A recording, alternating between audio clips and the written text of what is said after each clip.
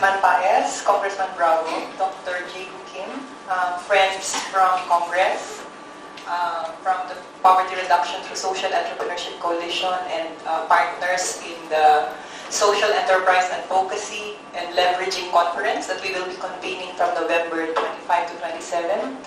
Good afternoon. I made a brief presentation on social enterprise, poverty reduction, and policy discourse, some handles, because I think my job this afternoon is to try to give you some way of understanding this jungle of social entrepreneurship and social enterprise. I am sure that some of you may not be familiar with social enterprise. I don't know how familiar people are. I'm sure that Congressman Paez and Congressman Bravo are, but I'm not sure if you are familiar. So I've been asked to actually cover, definitions and that stuff, so that we can have a healthy debate and discourse on the poverty reduction through social entrepreneurship bill. And I will share with you some thoughts on social entrepreneurship as a global phenomenon, so that you will actually understand that it is not just in the Philippines where we're trying to introduce a social entrepreneurship bill. And in fact, the reason why we have Dr. J. Kim here is that Korea, which is actually Korea is the first country in Asia, actually, that legislated a social enterprise bill. No? But of course, Dr. J. Kim will talk about the experience in Korea later. And then I will talk more on social enterprises or social entrepreneurship in the Philippines and introduce to you a concept or a type of social enterprise called social enterprises with the poor as primary stakeholders. Because this is the type of social enterprise that we are wanting government to support, to fully support, to help the poverty reduction objective. And then I will share with you the poverty reduction through social entrepreneurship platform that we developed in the coalition, and then some concluding remarks for our honorable congressmen and members of the congressional staff. Let's just talk about poverty for a brief period. We would like to share with you our perspective on poverty, that it is not just about lowness of income. Poverty, according to Amartya Sen, who is the Nobel laureate in economics, talks about poverty as capability deprivation. And we all know that poverty has deep historical roots. And I think Honorable Bravo was talking about this in his speech earlier. But if you talk about the response of government to poverty, of course, Congressman Bravo was talking about the start from GMA's time. No? But under the Aquino government, if we listen to the policy pronouncements of the Aquino government in terms of the strategy of government for poverty reduction, it's really inclusive growth, which has three components. One is, we all know, walang mahirap kung walang corrupt. For the non-Filipinos here, walang mahirap kung walang corrupt means no poverty or there's no corruption. So that's the first strategy. The second strategy is about growing the economy through foreign direct investments. And these foreign direct investments, it would create jobs for the poor. The third component or strategy is conditional cash transfer scheme. We all know that government is spending billions of dollars to actually provide cash transfers to the poor so that they can ensure that mothers and their children go to school. Mothers are healthy and children go to school. But as we all know, and as already said by Honorable Bravo, this has not reversed the trend of poverty. And in fact, if we look at the Millennium Development Goal Report of 2013, we would see that it has made a conclusion that it has not reversed the trend of poverty and there is worsening inequality. So in this context, we're offering social entrepreneurship as a complementary strategy. Slide, please. So let me now talk about social entrepreneurship as a global phenomenon. Social entrepreneurship is about innovative solutions to social problems. In academia, this is the globally accepted definition of all types of social entrepreneurship initiatives. Social entrepreneurship entails innovations designed to explicitly improve societal well-being, housed within entrepreneurial organizations which initiate, guide, or contribute to change in society. If you notice, there are three elements. The first is innovation. There has to be something new. The second is that there has to be an explicit improvement in societal well-being. So the social objective must be there. And then the third is that it should be housed within an entrepreneurial organization. So all over the world, there are many definitions of social entrepreneurship because of this broad definition. But let me just share with you that social entrepreneurship in different parts of the world, depending on the social problems confronted, have actually expressed themselves in different ways. In the United States, social entrepreneurship was a response to the economic downturn in the 70s and the 80s, when there were large cutbacks by the US federal government for funding for non-profit organizations in community development.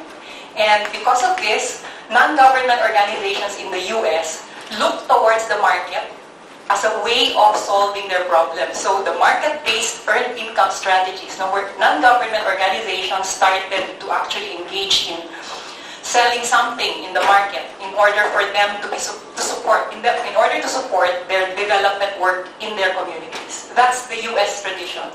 But in Europe, social entrepreneurship developed differently. It was a response to the crisis in the 80s when welfare states retreated from public services, and there was a phenomenon of structural unemployment. We all know that in the in Europe, it's different from the European system of government is different from the US.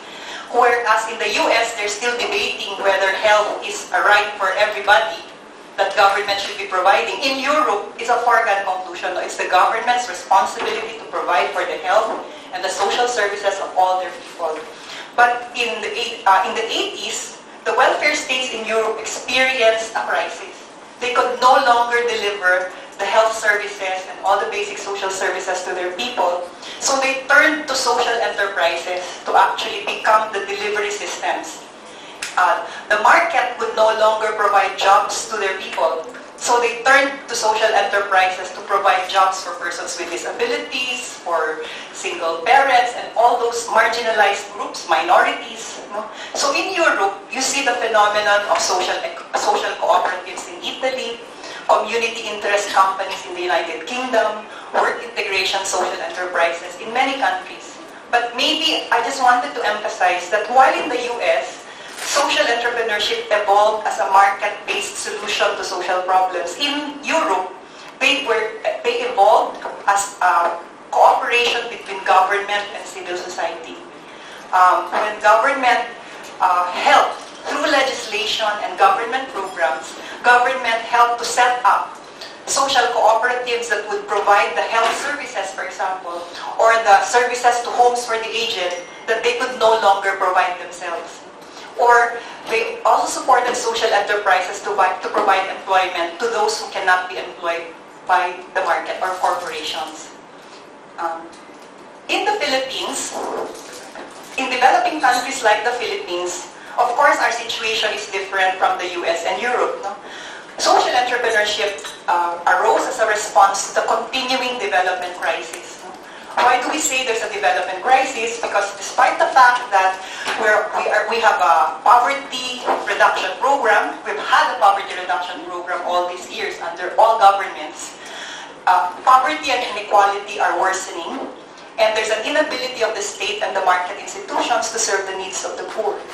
And it is in this context that social enterprises with the poor as primary stakeholders came to be, and this is the reason why the Poverty Reduction through Social Entrepreneurship Coalition is pushing for social entrepreneurship as a strategy to fight poverty.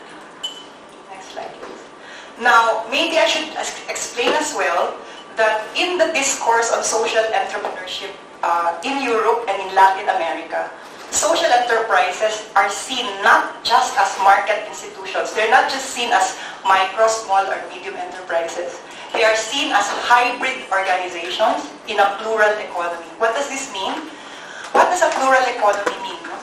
That an economy is characterized not just by the market, where, there's an exchange of goods and services for money, that the economy is actually composed of other sectors or other segments or other spheres, which some people call social economy. And social economy is governed not by market principles, but by the principles of redistribution and reciprocity. What does redistribution mean? There's usually a part of production that is handed over to a central authority such as the state, which distributes that production. But in reciprocity, on the other hand, is about mutual help, voluntary complementation, and interdependence. When cooperatives form, they do not form because they want to serve the market. Cooperatives form because they want to serve the needs of their members, because they want to do mutual help. So the mutual help that cooperatives have when they actually set up to serve the needs of their members for health, for financial services and all that, this is governed not by the market, but by reciprocity as a principle.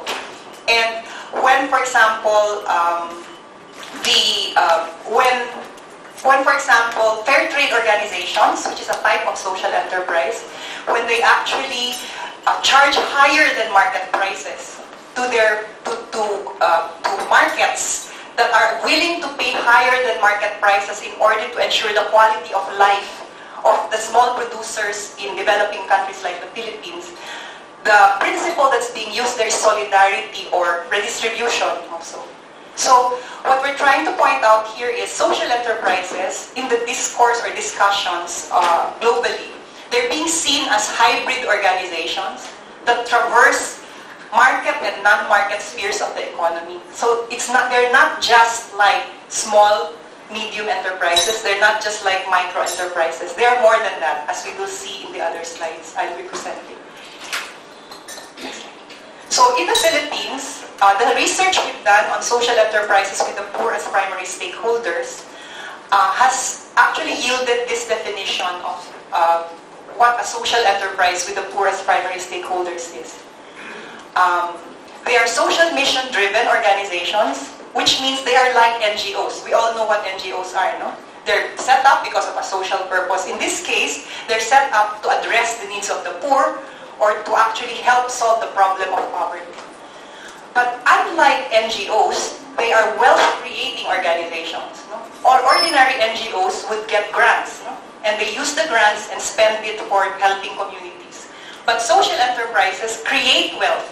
They actually produce a product or a service and sell those to markets, and out of the proceeds of those sales, they become more sustainable. So they're social mission driven and wealth creating. So as wealth creating organizations, they're like business organizations. You know? That's why we're calling them hybrid organizations. So they're like NGOs because they're social mission driven. They're like businesses because they're wealth creating. But unlike businesses, they have a distributive enterprise philosophy. What does this mean? They create wealth, but at the same time, they distribute the wealth to the poor that they serve. So, for example, when a cooperative of agrarian reform beneficiaries is created, when the dividends are distributed, they're distributed to all members who are agrarian reform beneficiaries. Let me give you some examples of social enterprises in the Philippines. When you come riding along Commonwealth Avenue, you would see Human Nature and Gandang sa Kalikasan. No? That's one example of a social enterprise. And the reason why we say that they have a distributive enterprise philosophy is because in Human Nature, they pay the lowest paid worker in Human Nature is paid 750 pesos. And the reason for that is because they believe in paying their workers fair wages, living wages, and not just the minimum wage. The minimum wage now is about 400 plus, no? And they are paying 750. And that's the reason for that again is they want living wages, so they want them to have a better quality of life. Human Nature also gives 100% of their profits for some of their best-selling products back to the community suppliers. So in the case, for example, of a community in Bicol who was supplying them lemongrass, or citronella for bug shields, no? What is used to fend off mosquitoes. At the time that they were assisting them as a community, they actually gave all the profits that they get from the bug shield to the community in order for them to have the capability to own their processing plant for citronella oil. So that the supplier community is not just providing citronella grass, but actually is already selling to human nature citronella oil. So it's a higher value product. So next slide, please. Another example is Bote Central. Will they be here later? Yes, yes. Yeah, so I will not discuss Bote Central because they'll be talking. The next one, another example, is Pilipinas Ecofiber Corporation, emphasizes social intervention in the cocoa coir subsector. The foundation, will FSSI talk about this later? No. But the Foundation for Sustainable Society Incorporated bought a medium enterprise which was doing coir manufacturing, processing, and the reason for that is they want to be a consolidator and distributor for cocoa coir products in order to help farming communities that are actually manufacturing cocoa coir products. Next slide, please.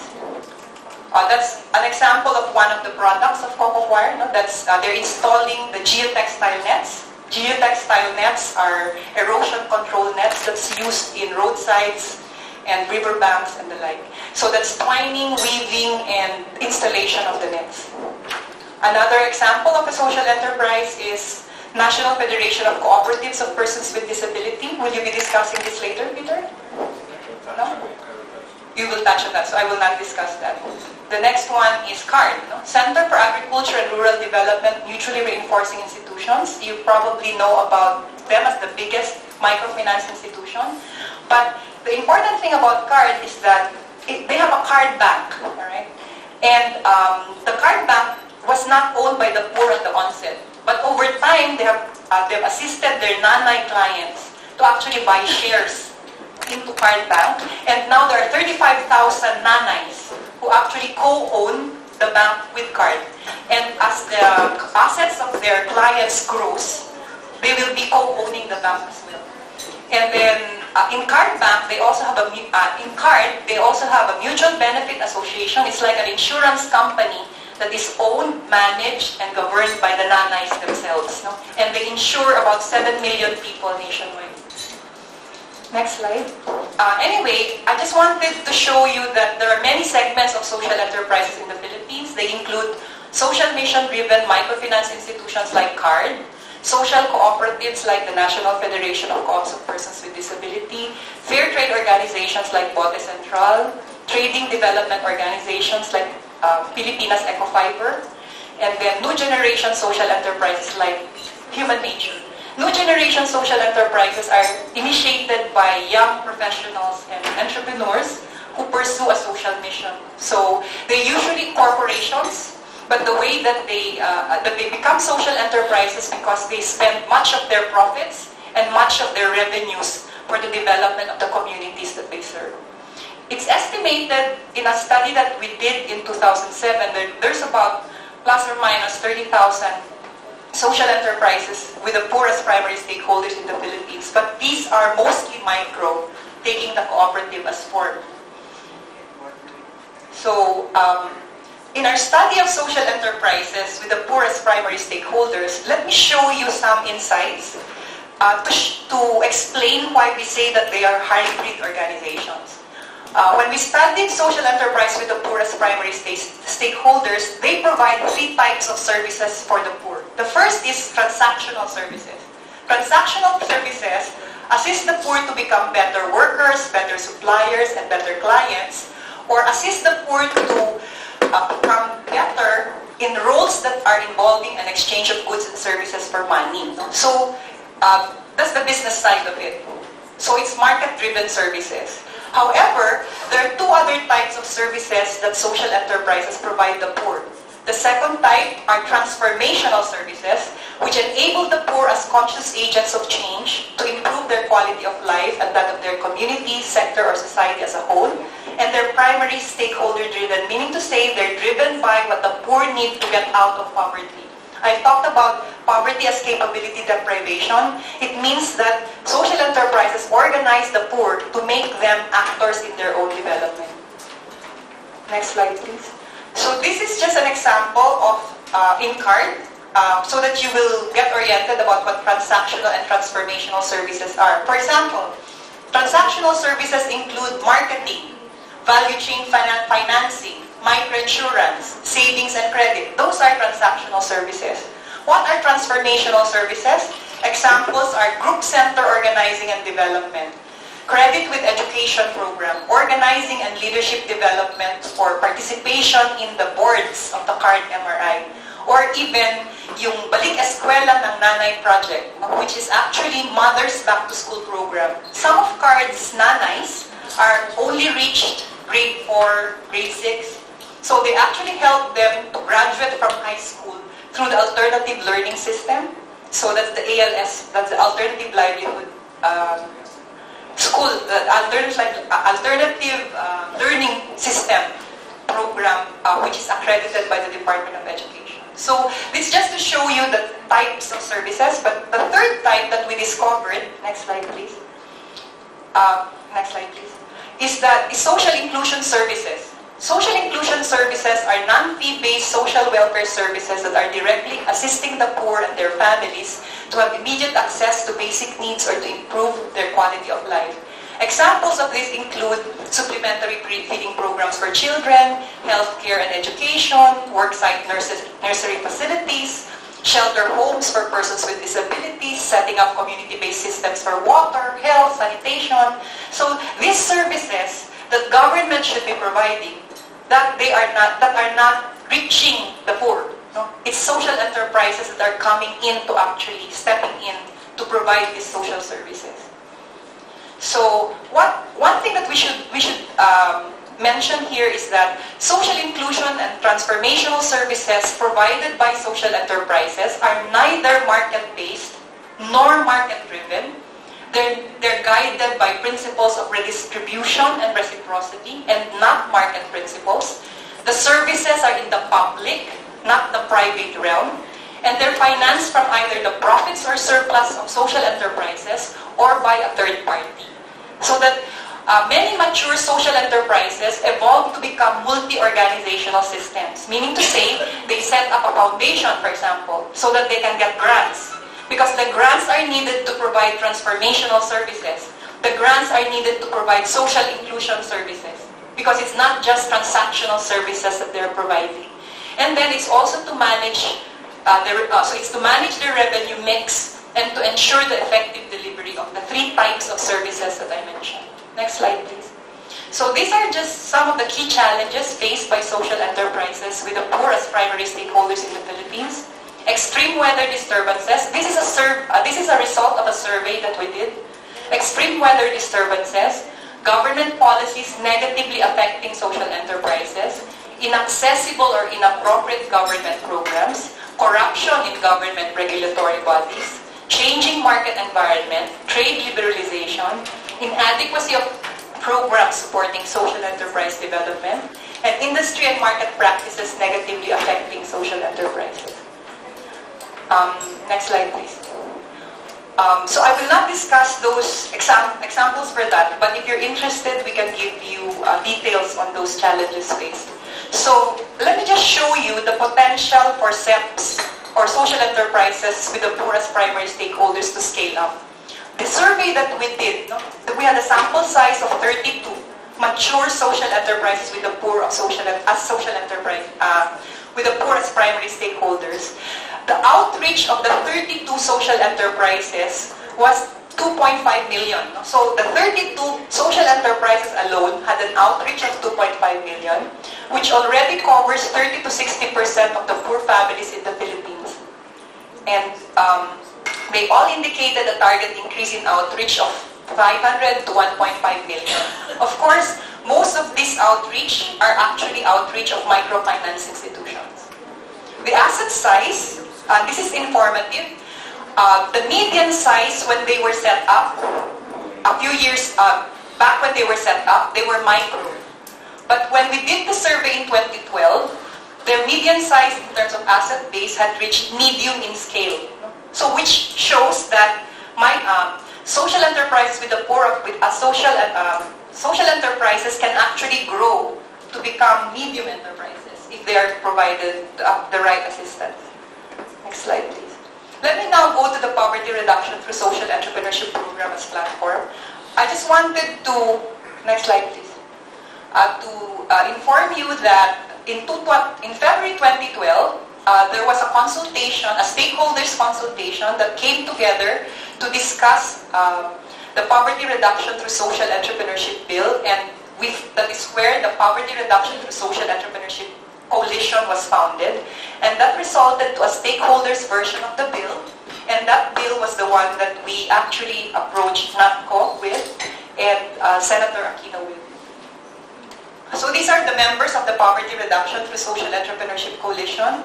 It includes, some of them are in the room, no? But you can see they include academic organizations like Ateneo, School of Government, and Accent. They include NGOs like the Philippine Rural Reconstruction Movement. They include resource institutions like the Foundation for Sustainable Society Incorporated. They include social enterprise networks like the Philippine Social Enterprise Network, and many more. So, one of the things that we actually believe in the poverty reduction through social entrepreneurship coalition is that single social enterprise interventions have limited impact and are limited in terms of sustainability. So that we see the importance of interventions at the level of economic subsectors. What are economic subsectors? They're a network of related actors and enterprises performing various functions in competing value chains. They may be identified by a major raw material source, a finished product, or a final service provided. So, next slide, please. So we are wanting, we actually believe that the way to have scaled up impact on poverty is for us to develop strategic economic subsectors that have the potentials for growth, and where large numbers of the poor are players or could become players. And examples of strategic economic subsectors where social enterprises are already playing key roles are the cocoa coir subsector. I told you that the Pilipinas Ecofiber is one of the key social enterprises there. Muscovado Sugar, like Alter Trade, for example, is very active here. Organic rice, PRRM is very active here. Essential oils, the Gandang Kalikasan, and Human Nature are very active. Bamboo, Phil Bamboo Institute is very active. Educational Toys and School Chairs, the Federation of Persons with Disability, Tahanang Walang Hagdan, and other other organizations of persons with disability are very active here. Then Brewed Coffee, I told you about Bote Central, and I think she's here later. So it's not as, there are already existing subsectors where social enterprises are active.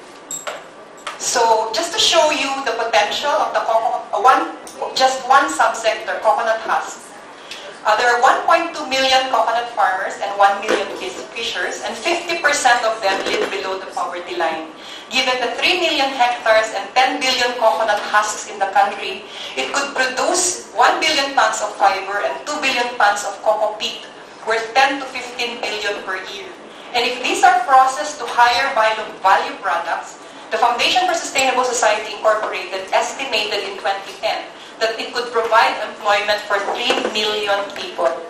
So this is just to show you that there's a large potential in terms of providing employment for many of the poor in value chains. So, next slide, please. So may I just give you some concluding remarks? I'd like to leave you with two messages after with this presentation. The first has to do with leading a paradigm shift. I think based on the presentation, you would see that effectively assisting social enterprises to scale up impact entails a paradigm shift in understanding social enterprises. That they are hybrid organizations and not just purely market for profit institutions. They are agents of change in markets and in building plural economies rather than ordinary micro, small, and medium enterprises operating in markets. And as such, social enterprises need to be nurtured and assisted differently from micro, small, and medium enterprises. Because SEPs need to be nurtured and assisted to provide a combination of market and non-market services. I was talking about the 3 types of services, transactional, transformational, and social inclusion services. They need to be assisted in building platforms for innovation and change, like the poverty reduction through social entrepreneurship platform. And so the question that I'd like to leave with you, the first question I'd like to leave with Congress is, are policymakers in Congress up to the challenge of leading a paradigm shift? No? So that's the first challenge. The second is, last slide please. We believe that a vibrant social enterprise sector can be a key actor in a post-2015 development agenda and process. We probably know, in government, we probably know about the Millennium Development Goals, and that by now, the government has made an assessment that we are probably not going to reach the goals, many of the goals of the Millennium Development Goals. And this is not only the Philippines. No, many other countries will not also reach their targets for Millennium Development Goals. But despite this, the UN High-Level Panel of Experts are calling for a new global partnership to eradicate poverty and transform economies through sustainable development. And social enterprises are seen as a vibrant sector in addressing poverty and transforming the Philippine economy as a major strategy actually to meet this post-2015 development agenda and process. And the second question I'd like to leave is, could Congress play a catalyst role for this strategy to be mainstream? No? And this question, I think, the answer of this question is before you, because there's now a poverty reduction through social entrepreneurship bill that has been submitted and has been not only submitted but filed by Congressman Bravo and Congressman Paez and other congressmen and women in Congress. And I think it's up to the process in Congress to meet up to the challenge of being a catalyst for the poverty reduction through social entrepreneurship strategy to be mainstream. Thank you very much.